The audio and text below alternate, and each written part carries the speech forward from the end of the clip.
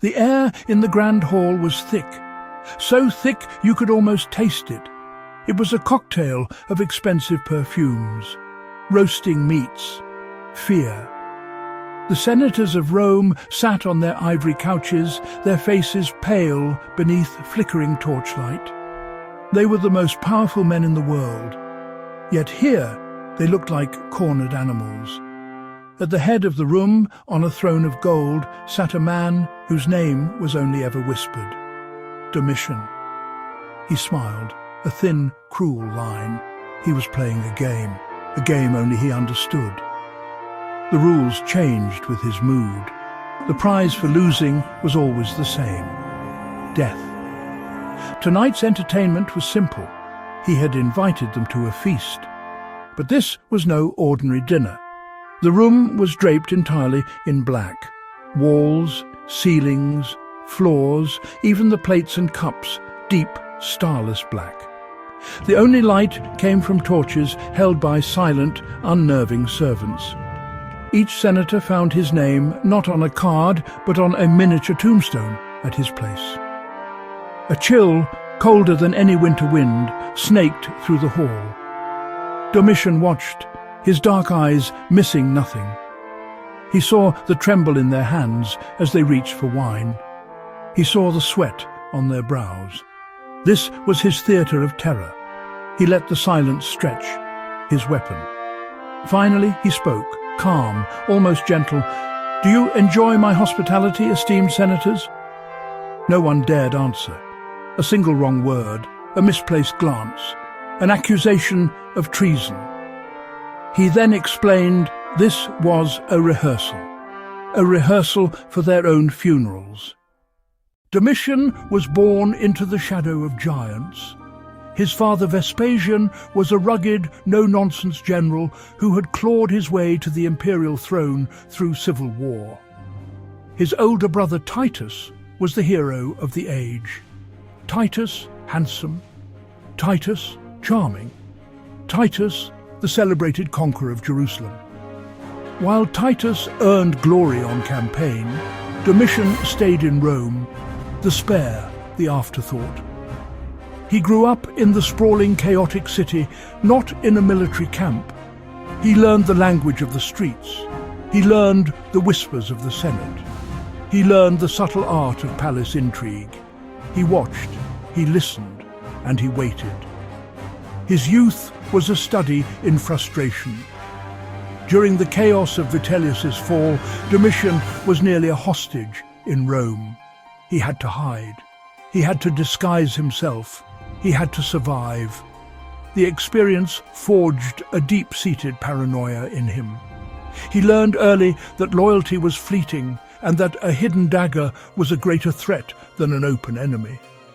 When his family finally secured power, they gave him titles and honors. But he was given no real authority. He was the Caesar. He was the son of the emperor. Yet he was kept on a short leash. Vespasian and Titus did not trust his ambition. They saw a darkness in him they could not control. When Vespasian died, Titus became emperor. Titus' reign was short but beloved. He was known as the delight of mankind. He handled disasters like the eruption of Vesuvius with compassion and grace. Domitian remained a brooding presence at court. He openly complained his father had left him a share of the empire. He claimed Titus forged the will to exclude him. The tension between the brothers was a poorly kept secret in Rome. Once on the throne, Domitian's true nature was unleashed. He was no longer the overlooked younger son. He became the absolute ruler of the Roman world, and he wanted everyone to know it. He demanded a title that shocked Rome. He insisted on being called Dominus et Deus, Master, God. This was not a posthumous honor. This was a demand for divine recognition while he lived. For a society tied to republican tradition, this was a terrifying leap into despotism. Refusal was blasphemy. Blasphemy against Domitian was treason. His paranoia flooded the court. He saw conspiracies everywhere. He trusted no one, not his generals, not his senators, not his own family. He built a network of informers, delatores, men who listened in on private conversations, men who twisted idle gossip into plots, men who accused citizens of treason for a share of confiscated wealth. A careless joke at a dinner party, a complaint about taxes, a dream misread. Any could trigger a brutal summons. Fear became Rome's currency. The elite lived in constant anxiety. He isolated himself for hours. His only company, flies he would catch and stab with a stylus. Senators whispered, "Is anyone in with the emperor?" Another answered, "No, not even a fly." He lined a hall with reflective stone, officially for beauty, really so he could see anyone approaching from behind. He couldn't turn his back on an empty room. He held court with an iron fist. At treason trials, he often presided, unreadable. He listened as accusers spoke. Then he delivered verdicts without explanation. Executions became common. Exile to a desolate island was mercy.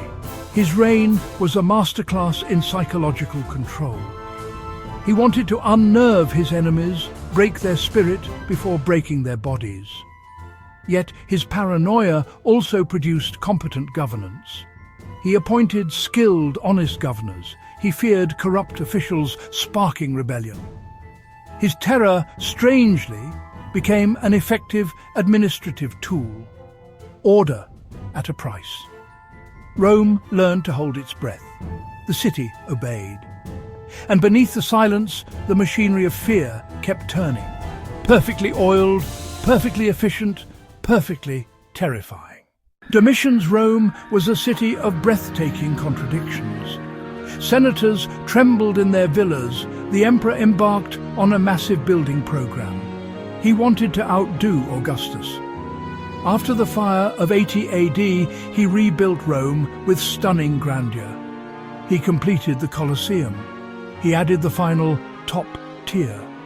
He installed the hypogeum tunnels beneath the arena floor.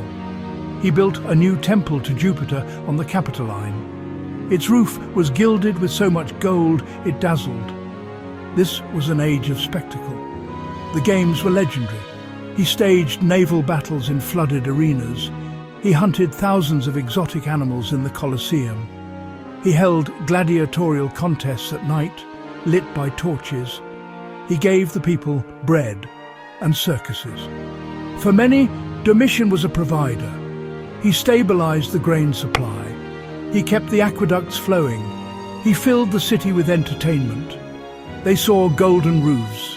They saw magnificent stadiums. They saw endless shows. They saw a decisive leader making Rome the world's center. But behind the glitter, the terror continued. The elite paid with blood and treasure. When campaigns drained the treasury, Domitian resorted to judicial murder.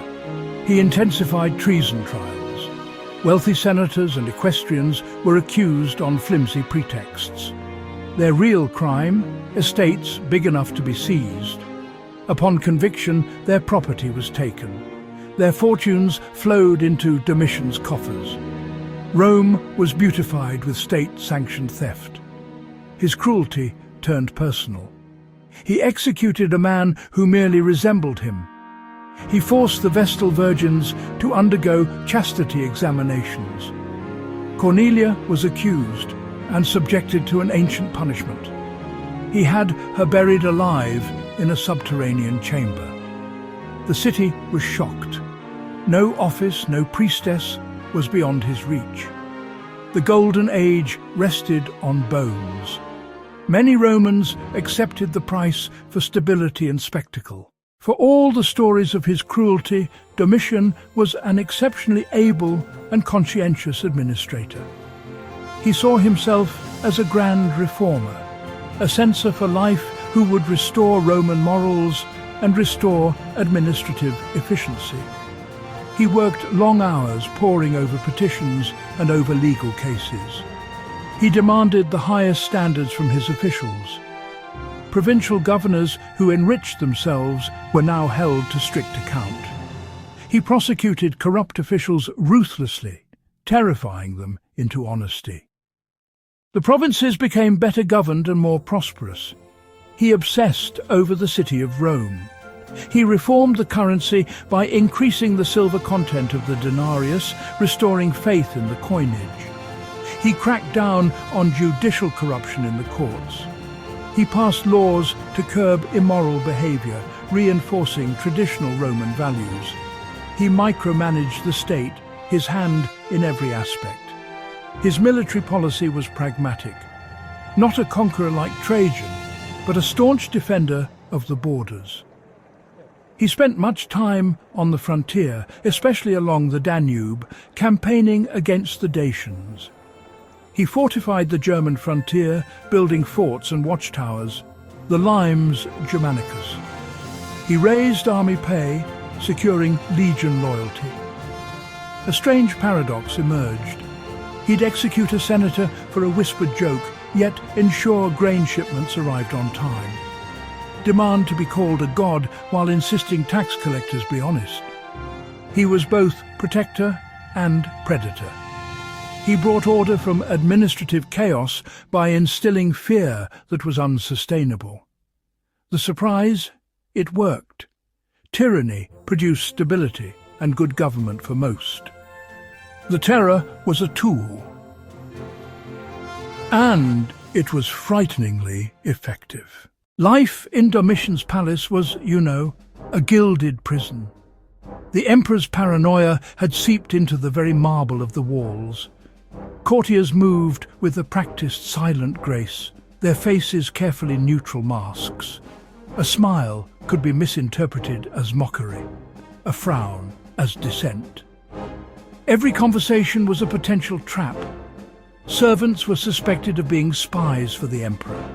Spies were suspected of being double agents for would-be conspirators. Domitia Longina lived in this suffocating atmosphere. She had been publicly humiliated by him, divorced, then recalled to the palace. She knew the volcanic nature of his temper. The palace on the Palatine Hill was lavishly rebuilt and expanded. It became a labyrinth of power and fear. Domus Flavia, public functions. Domus Augustana, private residence. Yet no one had real privacy inside. Domitian's informers were everywhere. He encouraged slaves to report on their masters. He encouraged children to report on their parents. Human relationships were poisoned by suspicion. Loyalty was a liability. The safest course, be utterly alone. Trust no one. Confide only in the cold, silent statues. Even the emperor was a prisoner of his own making. His fear of assassination kept him behind heavy guards. He varied his routines. He ate his meals alone. He slept in different chambers. He sought solace in absolute control. The more he tried to control everything, the more he realized he could control nothing. People smiled to his face while despising him in secret. He had all the power, but not a moment of genuine peace. The whispers followed him everywhere. The walls had ears, all speaking of betrayal. His treatment of Stoic philosophers revealed his tyranny. Stoics preached virtue, self-control, duty to higher moral law. They challenged his claim to divinity. He saw their dignity as defiance. He persecuted them systematically. Many were exiled, some were executed. He aimed to silence intellectual opposition. He expelled all philosophers from Rome. He tried to create a vacuum of thought. But ideas are harder to kill than men. On the streets of Rome, a visitor would be met with a bewildering sensory overload. The sheer scale of Domitian's building projects was staggering. The newly completed Flavian amphitheatre, the Colosseum, dominated the skyline. Nearby, the colossal arch of Titus celebrated his brother's victory. The air hummed with the noise of 1 million people, merchants hawking their wares, legionaries marching in formation, builders shouting from atop wooden scaffolding. The city felt vibrant and alive, the undeniable centre of the known world. For the plebeian, life had a predictable rhythm. Domitian was a master of public relations for the masses. He knew the power of bread. He knew the power of circuses. He provided free grain. He hosted lavish public banquets, handing out food and gifts. The games were more frequent and spectacular than ever. He introduced night games, turning the Colosseum into a flickering, otherworldly arena. For labourers, the emperor was distant, godlike and stabilizing. The terror at the Senate rarely touched their daily lives. Fear wasn't confined to elites. The Praetorian Guard loomed everywhere. His network of informers reached into taverns and workshops.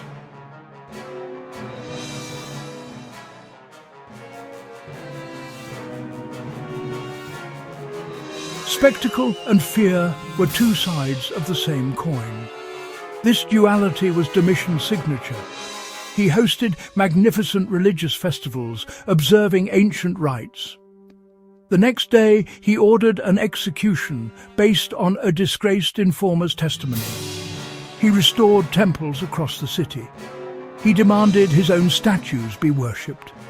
The city became a stage with every citizen as an actor. The script was secret, the director, frankly, a madman. And yet the bizarre theatre worked, a glittering metropolis held together by spectacle and fear. Domitian, for all his claims to divinity, was a deeply superstitious man. He was obsessed with astrology and omens. He surrounded himself with soothsayers who could read the future in the stars. He surrounded himself with soothsayers who could read the future in the entrails of animals. But the prophecies he received were honestly not comforting at all. For years he had been haunted by a specific prediction made by an astrologer named Ascletario. The seer had foretold the exact day and hour of the emperor's death. This knowledge, meant to give him power, became his torment. He knew the date of his own demise, and as it drew closer, his paranoia escalated to a fever pitch. In the final months of his reign, his behaviour grew increasingly erratic. He saw signs of his impending doom everywhere. A particularly violent lightning strike on the palace was interpreted as a direct message from Jupiter. A statue of himself was mysteriously struck down. He had dreams of a golden neck growing from his own. His seers told him it meant a better golden age would follow his rule. He became obsessed with the prophecy, counting down the days. He became obsessed with the prophecy, then the hours. He asked his attendants constantly what time it was. His anxiety was palpable. He took brutal preemptive measures. Anyone he suspected of being a threat, however remote, was eliminated. He summoned the astrologer Ascletario. He asked the man to predict the manner of his own death. Ascletario, with unnerving calm, replied that he would soon be torn apart by dogs. Domitian, in a fit of cruel irony, ordered the man executed immediately. He had Ascletario cremated on a massive pyre to prove the prophecy false. He wanted to show that he, the master and god, had power over fate itself. But fate, it seemed, had other plans. As Ascletario's body burned on the pyre, a sudden violent storm erupted over Rome. The downpour extinguished the flames. Before the guards could relight the fire, a pack of stray dogs descended on the scene. They dragged the half-burnt corpse from the pyre. The dogs tore it to pieces, just as the astrologer had predicted. When news of this reached Domitian, he was said to have been paralyzed with terror. His attempt to defy prophecy had only served to confirm it in the most gruesome way possible. The hour of his death was approaching, and he now knew with sickening certainty that he was powerless to stop it. The conspiracy against Domitian was born not in the Senate, but in the heart of his own household. The final straw was a list. He kept a list of people he intended to execute. He hid it under his pillow. Empress Domitia Longina discovered it. She saw her own name. She saw the 2 prefects of the Praetorian Guard. She saw several chamberlains and servants. It became about survival. They had to strike first. The chief conspirator, Parthenius, the other, Stephanus. Stephanus was large and powerful, nursing a personal grudge. He devised a ruse to enter the imperial chambers. For days, he wore a woolen bandage on his left arm. Under the wrappings, he concealed a dagger. Marketing close up, dagger hidden in bandage, blade just slightly visible. They chose the astrologer's day and hour, 18th September 96 AD, the 5th hour, the time Domitian feared most. Stephanus approached the private chambers. He claimed to have found a conspiracy. He produced a list. Domitian took the bait. He dismissed his attendants. While the emperor read the fake list, Stephanus drew the dagger. He lunged, stabbing Domitian in the groin. Domitian fought back fiercely. He cried for his servants. He cried for his personal bodyguard, the sword under his pillow. A desperate struggle in the bedchamber. Domitian tried to gouge out Stephanus's eyes. Parthenius and palace officials rushed in. They were not soldiers, just desperate men. They fell upon the emperor with daggers. He was stabbed 7 times. The master and god died bleeding on his bedroom floor, betrayed by those he trusted. The prophecy was fulfilled. His reign of terror was over. He was toppled by a handful of terrified staff. The news of Domitian's assassination spread through Rome like wildfire. Crowds in the streets react. Panic and rumors. Messengers and runners moving through the city.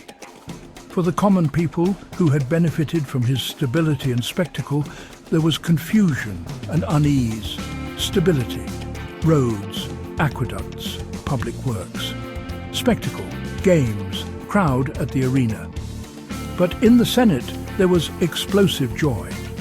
The senators who had lived in fear for 15 years did not wait. They rushed to the Curia, the Senate House, and unleashed their pent-up hatred. They voted to condemn his memory, a practice known as damnatio memoriae.